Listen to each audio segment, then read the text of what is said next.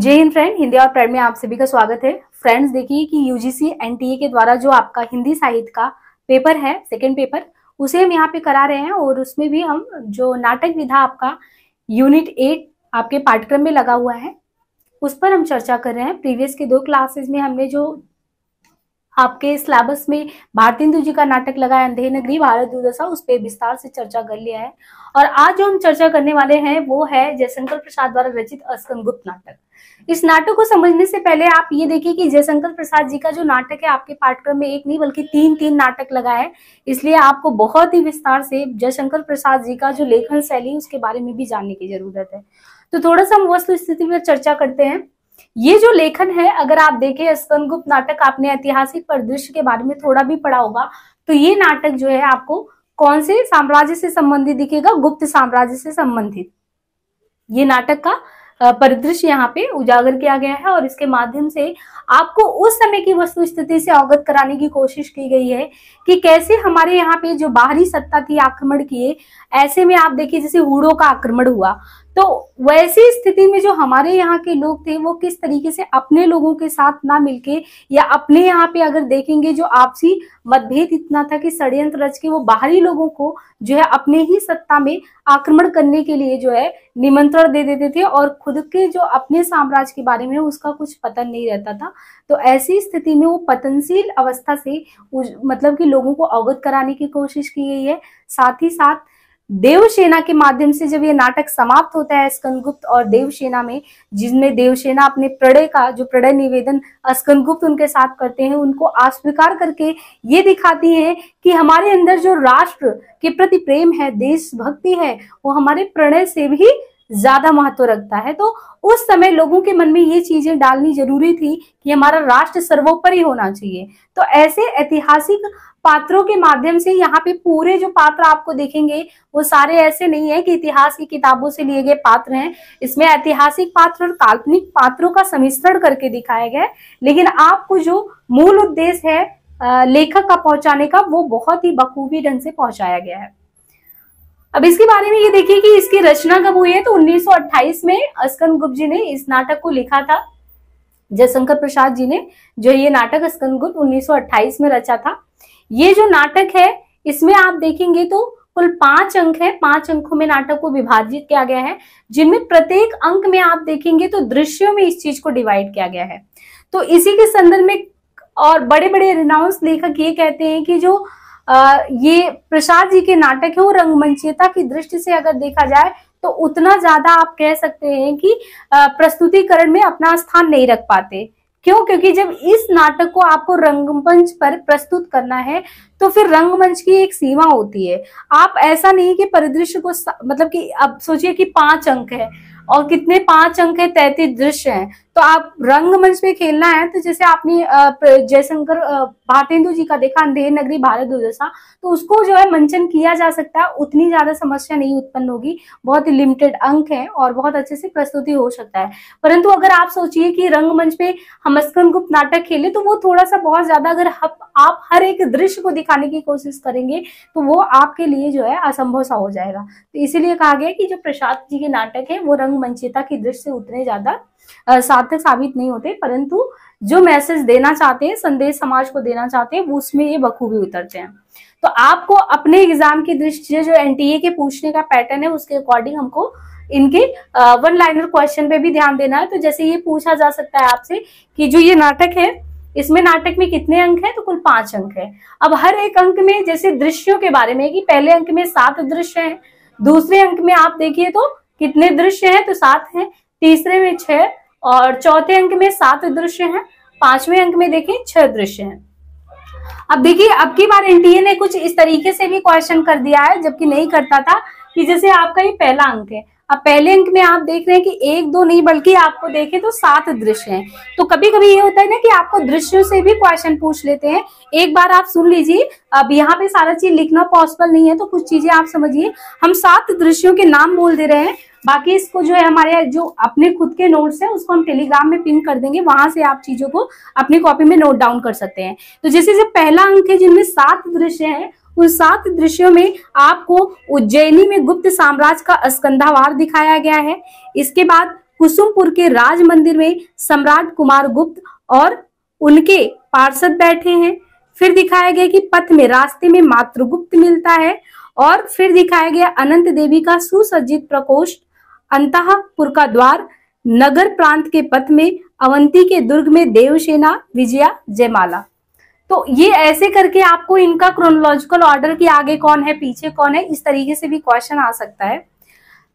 तो जैसे हमने बताया कि ये पहला अंक है, इसमें 7 दृश्य हैं। अब हर एक दृश्य में कुछ ना कुछ घटनाएं घटित होती हैं। तो अभी जब हम इनका कथानक कराएंगे उस पर फिर चर्चा करेंगे। अभी सबसे पहले तो आपका ये काम है कि जितने भी पात्र हैं कम से कम उनसे परिचित हो जाए। पात्रों की संख्या भी 3 दर्जन से ज्यादा है, बहुत ही ज्यादा पात्रों की संख्या है, लेकिन जो इंपॉर्टेंट पात्र हैं वो आपको पता होने चाहिए, तभी हम कथानक बताएंगे, आपको समझ में आएगा।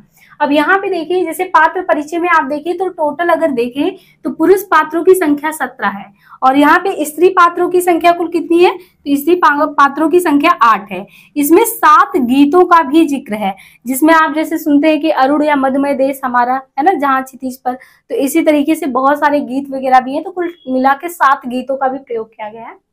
अब देखिए पात्र परिचय में आप आएंगे तो जो सबसे इंपॉर्टेंट है वो स्कंदगुप्त हैं। स्कंदगुप्त को ही हम विक्रमादित्य के नाम से जानते हैं। ऐसा जो भूमिका है, जयशंकर प्रसाद जी ने भूमिका में ही इस बात को क्लियर किया है कि जो विक्रमादित्य के नाम से ये वही है जो साम्राज्य के संरक्षक हैं और वो स्कंदगुप्त के नाम से गुप्त साम्राज्य में ये राज्य करते हैं। और आपने कालिदास का, कवि कालिदास का नाम सुना होगा, नहीं सुना होगा तो जब आषाढ़ का एक दिन नाटक पढ़ेंगे तो वहां पे भी जो मल्लिका प्रेयसी है किसकी, कवि कालिदास की, उनके बारे में वहां जिक्र मिलता है। तो उनको यहाँ पे मातृगुप्त नाम से दिखाया गया है, तो ऐसा भूमिका में उन्होंने जिक्र किया है।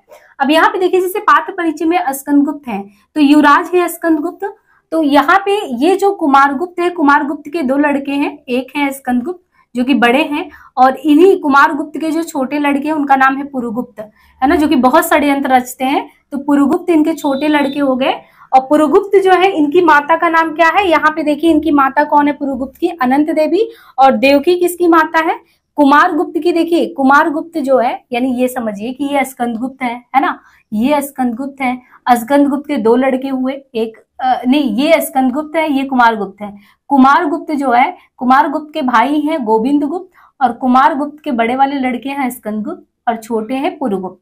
अब जैसे स्कंदगुप्त है तो इनकी माता कौन है या कुमारगुप्त की बड़ी रानी कौन है, तो यहाँ पे जो देवकी है ये कौन है, देवकी ये स्कंदगुप्त की माता है और कुमारगुप्त की ये बड़ी रानी है।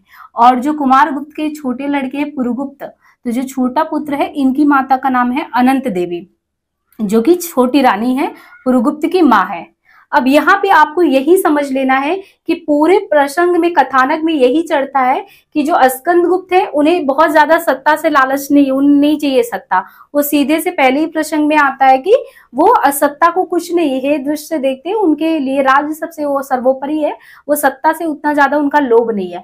लेकिन आप देखते हैं कि जो पहले राजा रहते थे तो उत्तराधिकार का नियम बहुत ज्यादा क्लियर नहीं होता था। तो अक्सर ये होता था कि जो बड़े लड़के होते थे उन्हीं को गद्दी पे बिठा दिया जाता था। तो जब इनका मृत्यु हो जाता है कुमारगुप्त का पहले ही अंक में, तो ये होता है कि अब गद्दी पे किसे बिठाए, तो स्कंदगुप्त को जो है उनके जो मतलब कि वहां पे रहते हैं कि वो पड़गुप्त, तो वो जाके कहते हैं कि पर्णदत्त है, हाँ मगध के महानायक जो पर्णदत्त हैं, ये जाके स्कंदगुप्त को कहते हैं कि अब आपको गद्दी ही संभालनी होगी, मतलब आपको संभालनी होगी। तो स्कंदगुप्त उतना ज्यादा सत्ता के प्रति लालची नहीं होते, तो वो कहते हैं कि कोई बात नहीं, आप लोग संभालिए, कोई दिक्कत नहीं है। तो ये तो कंफर्म हो जाता है कि ये योग्य है, इन्हीं को गद्दी पे बिठाया जाएगा। लेकिन यहीं पे आता है, और इनकी माता जो है ये देवकी, ये बहुत ज्यादा इन चीजों से मतलब नहीं रखती हैं। लेकिन यहाँ पे जो इनकी छोटी रानी है, क्या नाम है इनका, अनंत देवी, और अनंत देवी का बेटा है ये पुरुगुप्त। ये अनंत देवी और जो पुरुगुप्त यानी माता और पुत्र, ये निरंतर आप देखेंगे कि ये लोग षड्यंत्र रचते रहते हैं कि कैसे हमें जो ये सत्ता है उसको हासिल करना है। हम नहीं चाहते कि स्कंदगुप्त जो है यहाँ पे बैठे, बट साम्राज्य क्या चाहता है, साम्राज्य चाहता है कि स्कंदगुप्त जैसे योग्य लोग जो है शासक वो बने। तो ये पूरा कथानक जो है शुरुआत यहीं से होता है, कुचक्र चलता रहता है, कुचक्र चलता रहता है। उस दुष्चक्र में जो है जो इनके कुमारगुप्त राजा वो भी पिसते हैं। फिर एक बार ये इनकी माता देवकी को, इनको मारने की कोशिश करते हैं ये लोग। फिर एक बार इतना ही नहीं, देवमाला जो है, जो देवसेना है, देवसेना जो कि उनकी प्रेयसी है अस्कंदगुप्त की, उनको भी मारने का षड्यंत्र करते हैं। बाद में इन लोगों को ये समझ में आता है कि ये चीजें गलत है। अंततः क्या होता है कि सत्ता जो है वो किसको दे दिया जाता है, सत्ता जो है इनको पुरुगुप्त को दे दिया जाता है, क्योंकि अस्कंदगुप्त को लालच ही नहीं होता है। तो आपको देखिए हम यहाँ पे पात्र को इस तरीके से थोड़ा कहानी से रिलेट करके बता रहे हैं ताकि इन पात्रों से आप परिचित हो पाए। अब यहाँ पे देखिए, जैसे हमने कहा कि ये जो कुमारगुप्त हैं, कुमारगुप्त जो कि मगध के सम्राट थे, इनके बड़े पुत्र स्कंदगुप्त हो गए, छोटे पुत्र पुरुगुप्त हो गए, गोविंदगुप्त कुमारगुप्त के भाई हो गए। पर्णदत्त कौन है, ये मगध के महानायक। तो जो मगध है, मगध राज्य है, वहां का कहानी पूरा ये जो दर्शाया गया है, यहाँ के महानायक हैं और ये बहुत ही ज्यादा अपने राज्य के बारे में सोचते हैं। और इनका पुत्र होता है चक्रपालित। ये कुछ कुछ तो ऐसा होता है कि गुस्से में जो पर्णदत्त का पुत्र है वो कभी कभी इनको कह देता है स्कंदगुप्त को कि आप जिस तरीके से सत्ता के प्रति जो है उदासीन है, ये सही नहीं है। तो ये चक्रपालित इनका पुत्र है। अब यहाँ पे देखिए, एक है मालो का राजा। थोड़ा सा ये कथानक यहाँ चेंज होता है। बंधु वर्मा के भाई है भीम वर्मा, और ये मालो के क्या है, मालो जो है राज्य, तो मालो राज्य के बंधु वर्मा क्या है, वहां के राजा हैं, उनके भाई हैं भीम वर्मा। और यहाँ पे आप इन्हीं के साथ देखिए कि जो बंधु वर्मा है, इनकी पत्नी का नाम क्या होता है, इनकी पत्नी का नाम जयमाला होता है, जो कि बंधु वर्मा की स्त्री है, मालो की रानी है, और जो मालो राज की रानी है। और ये जो बंधु वर्मा है, इनकी जो बहन है देवसेना, जिनका संबंध क्या होता है, स्कंदगुप्त से होता है। यानी देवसेना जो है प्रेम करते हैं स्कंदगुप्त को, स्कंदगुप्त भी करते हैं। और इन्हीं के माध्यम से ये दिखाया गया कि सर्वोपरि क्या होता है, हमारा राष्ट्र होता है। या अंत में अपना प्रेम जो है छोड़ के राष्ट्र के प्रति बहुत ज्यादा वो उसमें राष्ट्र के प्रति प्रेम को दिखाती हैं। तो ये बंधु वर्मा की बहन होती है। यानी एक साथ आपको मगध साम्राज्य के बारे में दिखेगा, दूसरी तरफ मगध साम्राज्य के अलावा आपको मालो के संबंध में पूरा दिखेगा, और तीसरा परिदृश्य हूणों का आक्रमण दिखेगा कि कैसे बाहरी आक्रांता जो है, बाहरी शक्तियां आक्रमण करती हैं और कुछ लोग षड्यंत्र आपस में रचते हैं। जैसे भट्टार्क हैं, भट्टार्क हो गए, पुरुगुप्त हो गए, अनंत देवी हैं, ये हमेशा छल कपट करते हैं और बाहरी सत्ता के साथ होते हैं। लेकिन जो ये मालो को बचाने का काम बंधु वर्मा, भीम वर्मा, उनकी बहन और इनकी भाभी जयमाला, ये सभी करते हैं। तो पूरा कथानक दो पार्ट में बट गया, मगध के साम्राज्य के संबंध में, दूसरा मालो के बारे में। दोनों पे हूणों का जो आक्रमण है उनसे सुरक्षा कौन करता है, सुरक्षा करने वाला व्यक्ति होता है स्कंदगुप्त। अच्छा, ये स्कंदगुप्त जो है हूणों के आक्रमण से जो सुरक्षा करता है, तो इनसे बहुत ज्यादा प्रभावित कौन होते हैं, बंधु वर्मा। कौन, बंधु वर्मा, यानी जिनकी बहन है देवसेना। तो बंधु वर्मा क्या होता है ना, बाद में ये कहते हैं कि मालो का जो राजा होना चाहिए, मालो का साम्राज्य भी स्कंदगुप्त के अंडर में कर देना चाहिए, क्योंकि ये वही व्यक्ति है जिन्होंने मालो की रक्षा की थी। और यहीं पे आप देखते हैं कि इनके प्रति आकर्षित कौन हो जाती है, एक आता है ये विजया। ये भी बहुत अलग ही पात्र है ना। ये तो पूरी तरीके से लालची पात्र होती है। ये मालो की धनकुबेर की कन्या होती है, यानी पूरे मालो राज्य में एक है धनकुबेर, यानी बहुत ज्यादा पैसे वाले व्यक्ति, उनकी कन्या होती है विजया।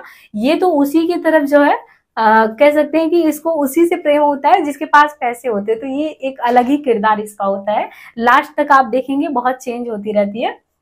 ये विजया मालो के धनकुबेर की कन्या। एक है कि कमला यहाँ पे है। यहाँ पे एक भट्टार्क, ये भट्टार्क जो होता है बहुत ही षड्यंत्र रचने वाला व्यक्ति होता है। भट्टार्क का यहाँ पे हमने मेंशन किया है। तो ये जो भट्टार्क होता है महाबलाधिकृत होता है यहाँ का।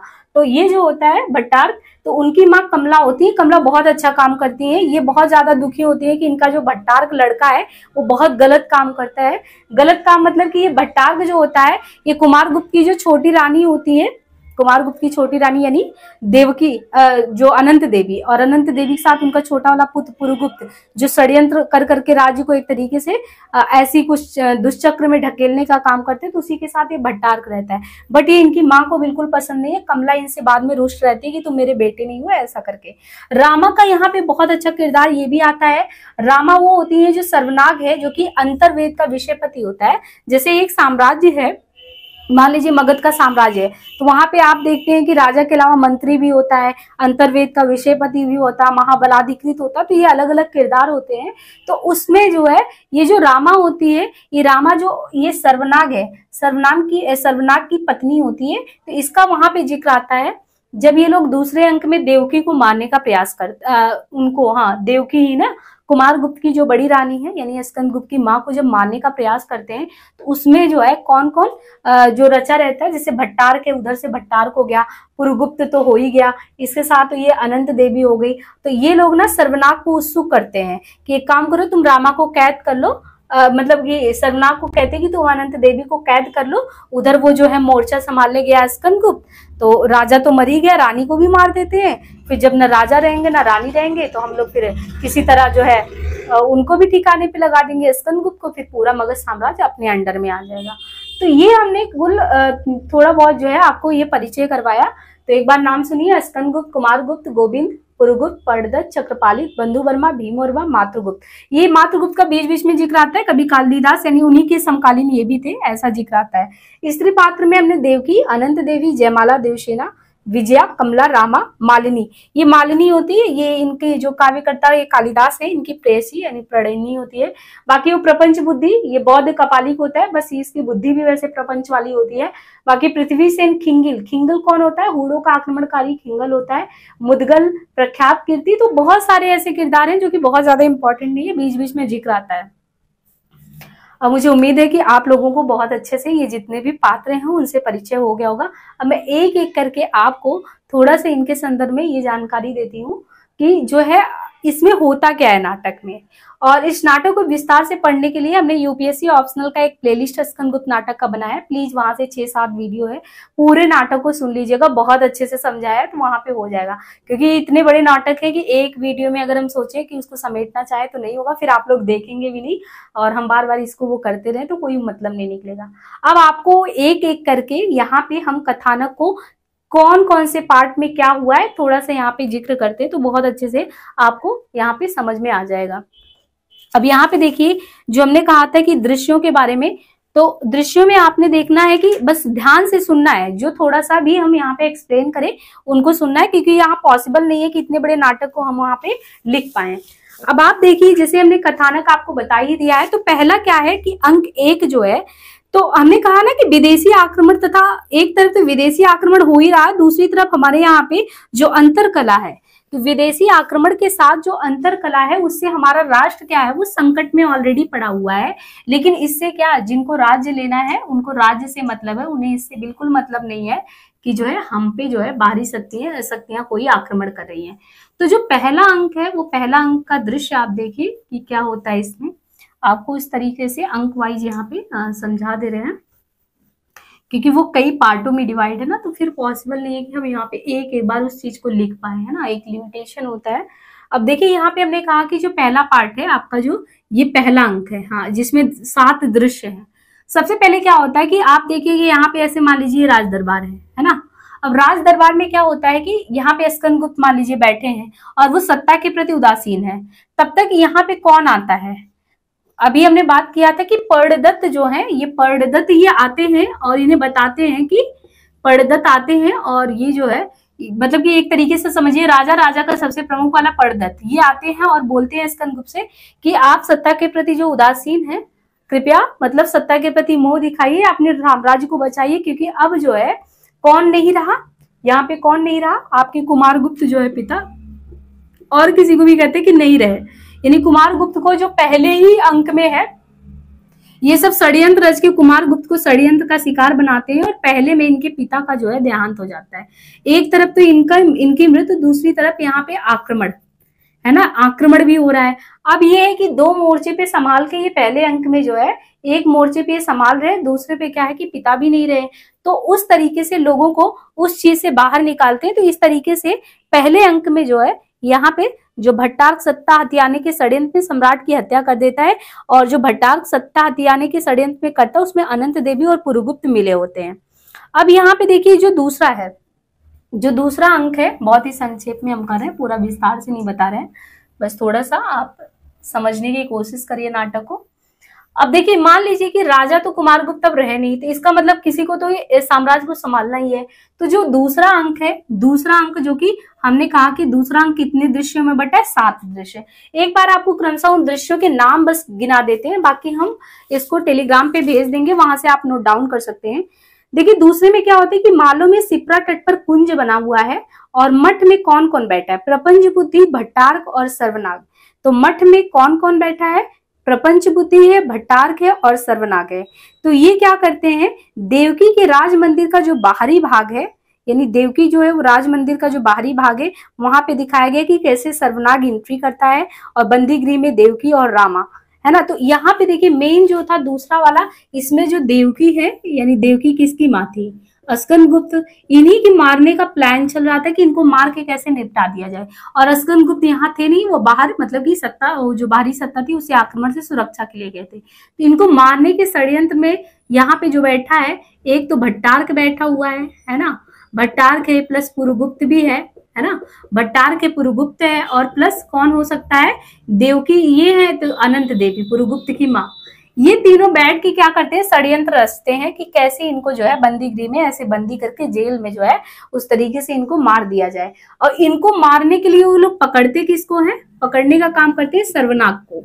सर्वनाग जो होता है, जो कि अंतर्वेद का, यानी उस महल का अंतर्वेद का विषयपति होता है, जो प्रहरी टाइप में होता है। तो इसे कहते हैं कि तुम्हें मारने का काम है। पहले ये तैयार नहीं होता है, फिर इसको बहुत लालच देते हैं कि जब सत्ता मेरे हाथ में आ जाएगा मैं तुम्हें दे दूंगा, ऐसे मतलब कि मैं तुमको मतलब बड़ा पद ऐसे दे दूंगा, तो ये लालच में आ जाता है। और सर्वनाग की पत्नी होती रामा। रामा को ये खबर बाद में लगता कि ऐसा कुछ है, ये लोग ऐसा कुछ षड्यंत्र रच रहे हैं और आज रात को देवकी को निपटा देने वाले हैं। तो पूरा इन लोगों के जो ये षड्यंत्र होता है उसमें पानी फिर जाता है, क्योंकि जो है रामा जो है अंततः जब ये कटार से वो मारने वाले होते हैं, इनको देवकी को मारने वाले हैं, रामा इस तरीके से होती है कि वो बचा भी लेती है, और उसी समय जो है अस्कंदगुप्त जो होते हैं, अस्कंदगुप्त की भी एंट्री हो जाती है, और इस तरीके से जो है वो अपनी माँ को इसमें जो है बचा लेते हैं। तो इस तरीके से देवकी को ये लोग जो खत्म करना चाहते थे वो इनका जो है काम पूरा नहीं हो पाता है। अब तीसरा अगर आप देखेंगे तो इसमें प्रपंच बुद्धि तथा भट्टार्क, एक प्रपंच बुद्धि है, दूसरा भट्टार्क है, ये लोग देवसेना की बलि का उपक्रम रचते हैं, है ना। तो यहाँ पे आपको देखना है कि अब जो है देवकी को भी नहीं मार पाए, है ना, राजा को तो पहले ही निपटा दिए, देवकी तो मार नहीं पाए। अब तीसरा ये लोग काम करते देवसेना को, और देवसेना के बारे में बताते ये कौन थी, मालो की राजकन्या यानी बंधुवर्मा की बहन देवकी। तो यहाँ पे अब जैसे विजया है उसको भी लालच है ना, कि कैसे जो है अगर देवसेना नहीं रहेगी तो कम से कम इसका पत्ता जो है वो जो है नंबर लग सकता है किससे, स्कंदगुप्त से या ऐसा करके। तो जो देवसेना है ये लोग देवसेना को मारने का प्रयास करते हैं। उसमें भी जैसे प्रपंच बुद्धि है, बौद्ध कपालिक, ये कुछ ऐसे राय देता है कि बलि अगर चढ़ा दे तो ऐसा कुछ होगा। तो यहाँ पे भी ये प्रपंच बुद्धि है प्लस भट्टार्क है, ये लोग जो है मारने की कोशिश करते हैं देवसेना को। पर यहाँ पे आता है रोल मातृगुप्त का। मातृगुप्त जो है जब जंगल में ले जाते हैं तो ऐसा सुन लेता है, और यहाँ पे मातृगुप्त प्लस अस्कंदगुप्त जो होते हैं ये दोनों मिलके क्या करते हैं कि देवसेना को यहाँ पे बचा लेते हैं। तो देवसेना जो तीसरे अंक में जो है बच जाती है। और यहाँ पे देवसेना के जो भाई है बंधुवर्मा, इसी समय जो है जब म्लेच्छ राज्य ध्वस्त हो जाता है, और ऐसे में जो अंततः जो है बंधुवर्मा अपने राज्य की रक्षा करते हुए वीरगति को प्राप्त होते हैं। और जो अब यहीं पे एक चीज और भी होता है कि जो ये भट्टार्क है, भट्टार्क विश्वासघात करता है अस्कंदगुप्त के साथ, क्योंकि ये फिर इसी अंक में दिखाया गया कि ये लड़ाई करने जाते हैं, और ये जो भट्टार्क है ये बहुत ही मतलब आप कह सकते हैं उत्कृष्ट व्यक्ति है। तो ये जो है मतलब कि वो होता है कि जैसे होता नहीं कि पानी ऐसे पूरा बहाव है बात का, वो खोल दिया था। तो ऐसा लगा जब ये लोग मोर्चा संभालने गए थे, जब आक्रमण हो रहा था मोर्चा संभालने, भट्टार्क और अस्कंदगुप्त साथ में गए थे, तो इसने क्या किया, ऐसा जो पानी का बहाव जिस तरीके से है उसी तरीके से उसके जो बांध है उसके डायरेक्शन को, कि बांध जो है उसको ऐसे कुछ मतलब उसने खींच लिया, तोड़ दिया, तो पानी का बहाव बढ़ गया। तो ऐसा पता चला कि वहां पे जो अस्कंदगुप्त है, अस्कंदगुप्त अब नहीं रहे, ये चीजें पता चलती है। इसमें इसने विश्वासघात किया। तो ये लगा कि तीसरे अंक तक आप देखेंगे, जो तीसरा अंक है, देखिए तीसरा अंक जो डिवाइड है वो पार्ट में डिवाइड है, उसके नाम भी अगर आप देखें तो क्या क्या है। तीसरे अंक में है सिप्रा तट के बारे में, जहां पे शमशान साधक के रूप में प्रपंच बुद्धि दूर से यहाँ पे स्कंदगुप्त आता है। मगध के राज मंदिर में अनंत देवी, पुरुगुप्त, विजया और भट्टार्क, वही उपवन में जयमाला और देवसेना तो बैठे होते हैं। फिर तुरही बजता रहता है, और वहां पे ये लोग जो है अपना जो रचना होता है देवसेना को मारने का वो रचते हैं। और इसी में कुंभा का रण क्षेत्र दिखाया गया है, और यहीं पे जो है स्कंदगुप्त जो होते हैं ऐसा लगता है कि पानी के बहाव में वो नहीं रहे।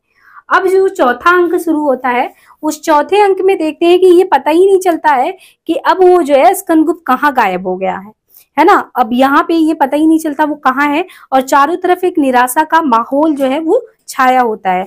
तो अब जाके जो है ये क्या नाम है इसका, विजया, हाँ विजया, ये जो देवसेना को मारने से लेके सारा प्रपंच रचती है, सिर्फ जिसके पास पैसे उसी से इसको प्रेम होता है। अब इसको बुद्धि धीरे धीरे आ जाती है, चौथे अंक तक इसको बुद्धि आ जाता है। और जो सर्वनाग है, तो सर्वनाग को पटरी पे लाने का काम कौन करता है? उसकी पत्नी रामा ही कर देती है। तो अभी देखिए सर्वनाग भी जो है रामा की वजह से सुधर गया है। और ये जो विजया है, इसको भी समझ में आ गया भाई पैसे वैसे बहुत चीजें नहीं होती है, एक समय में लाइफ में सब चीजें अलग हो जाती हैं, इसको भी समझ में आ गया। लेकिन अभी है क्या, ये मगध साम्राज्य और इसका ये पता ही नहीं चौथे अंक में कि अब स्कंदगुप्त है नहीं, और सबको ये लग गया कि ये पुरुगुप्त जो है इस लायक है नहीं। क्योंकि पहले क्या था कि ये लग रहा था कि विजया का किसी से विवाह करा के वो मतलब इस तरीके से उसको दे दिया जाएगा कि विजया भी सुख संपन्न रहेगी, है ना, वो भट्टार के साथ, है ना। ये कमला, इनकी कमला भट्टार की जो माँ होती है, तो ये था कि इनके साथ इनका हो जाएगा। तो इनका ये क्योंकि इसको लोभ है ना, जब पैसे जहां मिलते हैं वही जाती है। लेकिन एक समय बाद इसको समझ में आ गया भट्टार भी लायक नहीं है। तो फिर जो चौथा अंक है, चौथे अंक में ये पता चला कि मगध साम्राज्य सूना पड़ा है और उधर स्कंदगुप्त वो कुंभा नदी में बह गया, अब तो कोई है ही नहीं। तो चारों तरफ निराशा का माहौल होता है। ऐसे में जो इन लोगों की दशा होती है पूरे, अगर आप कहें कि साम्राज्य उसका संचालन कौन करे, तो वो उस समय कोई नहीं रहता। तो खास तौर में इस पे जैसे ब्राह्मण श्रमण विवाद दिखाया गया है। और उस समय तो फिर ये होता है कि अब जो है जो भट्टार होता है उसको भी समझ में आ जाता है, क्योंकि भट्टार की जो माँ होती है ये कमला, ये उनको बहुत धिक्कारती है कि तुम जैसे बेटे को प्राप्त करके हम जो जननी है, माता है, तो कोई सुख की प्राप्ति नहीं कर पाए। इधर धिक्कारते हैं, सर्वनाग को धिक्कारा जाता है, उधर उनको जो है रामा जो है सर्वनाग को धिक्कारती है, और कमला जो है भट्टार की माता वो धिक्कारती है। तो ये चौथे में ऐसे होता है। पांचवें में होता है कि स्कंदगुप्त जो होते हैं वो स्कंदगुप्त यहाँ पे आ जाते हैं और पुरुगुप्त को जो है सम्राट बना दिया जाता है ना। हूणों के जो आक्रमण थे, अब हूणों के आक्रमण से जो है ये होता है कि वो बहाव में बहे होते हैं लेकिन कहीं पे फंस जाते हैं, इस तरीके से वो बच जाते हैं, स्कंदगुप्त मरे नहीं होते हैं, वो आ जाते हैं। तो पांचवें अंक में आप देखेंगे एक तरफ जो इसकी माँ चाह रही थी कि पुरुगुप्त हमारा बेटा जो है सम्राट बन जाए मगध का, तो वो चीज संपन्न होता है, इनको बना दिया जाता है, पुरुगुप्त जो है बन जाता है। दूसरी तरफ ये होता है कि अब जो विजया है, देखिए कौन कौन सुधर चुका है। विजया सुधर चुकी है, सर्वनाग भी सुधर चुका है, भट्टार्क भी सुधर चुका है। तो अब षड्यंत्र रचने वाला तो कोई रहा नहीं, और इनको राजा बनाना था। तो इनकी माँ वैसे भी अनंत देवी अनंत आकाश में विचरण करने लगी, वो बहुत ज्यादा खुश है। सबसे बड़ी बात आती है, जो सबसे त्रासद स्थिति स्कंदगुप्त नाटक में देखने को मिलता है कि लास्ट में ये होता है कि सत्ता के प्रति मोहभंग था ही, उदास थे ही स्कंदगुप्त, लेकिन उनको प्रेम होता है किससे? उनको प्रेम होता है इनसे, क्या नाम है इनका, देवसेना से।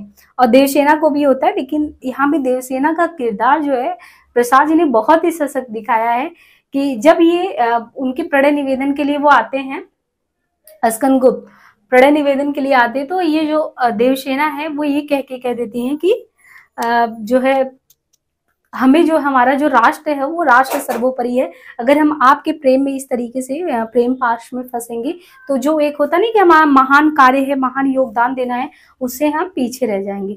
इस तरीके से जो पांचवा अंक है, यानी इनको प्रेम की प्राप्ति नहीं होती है, लेकिन इस तरीके से जो है पूरा ये जो नाटक है वो समाप्त होता है। तो ये कुल 5 अंकों में विभक्त था नाटक।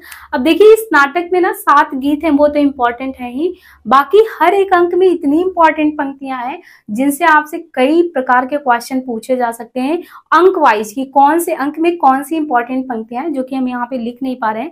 जैसे कुछ अंक की पंक्तियों को अगर हम बताएं जो कि बहुत इंपॉर्टेंट है, जैसे पहले ही अंक में आप देखेंगे ना कि अधिकार सुख कितना मादक और सारहीन है, अपने को नियामक और कर्ता समझने की बलवती स्पेहा उसे बेगार कराती है। ये जो है स्कंदगुप्त नाटक में पहले ही अंक में जो कहा गया है कि अधिकार सुख कितना मादक होता है, जब पर्णदत्त उनको जाके ये कहते हैं कि आप इतना उदासीन सत्ता के प्रति क्यों हैं। और इसी तरीके से पर्णदत्त से ही कहते हैं कि राष्ट्र नीति दार्शनिकता और कल्पना का लोक नहीं है, यानी जो हम राष्ट्र नीति को सोचते हैं कि राष्ट्र की नीति भी हमको करनी है, तो ऐसा नहीं है। राष्ट्र नीति जो है वो कहते हैं कि दार्शनिकता अगर देखें तो दार्शनिकता का या इसी तरीके से कल्पना का ये लोक नीति ऐसा करके नहीं है। तो ये पर्णदत्त से कहते हैं। बहुत ज्यादा संवाद और बहुत बड़ी बड़ी बातें जो होती है स्कंदगुप्त का पहले ही अंक में अपने पर्णदत्त जो है उनसे उन्होंने काफी चीजें कही हैं। और इसी तरीके से कविता करना अनंत पुण्य का फल है, मातृगुप्त, है ना। तो बहुत सारी पंक्तियां हैं, तो ये पंक्तियों को आपको हम यहाँ पे नहीं करा पाएंगे, फ्रेंड्स ये लिमिटेशन है क्योंकि बहुत ज़्यादा पंक्तियां हैं, उसके लिए हमने आपको रिकमेंड किया है कि आप प्लेलिस्ट में जाइए। स्कंदगुप्त नाटक हमने 7 वो पार्टों में डिवाइड करके पूरा वो करवाया है, जो इंपॉर्टेंट पंक्तियां वहां करवाया है।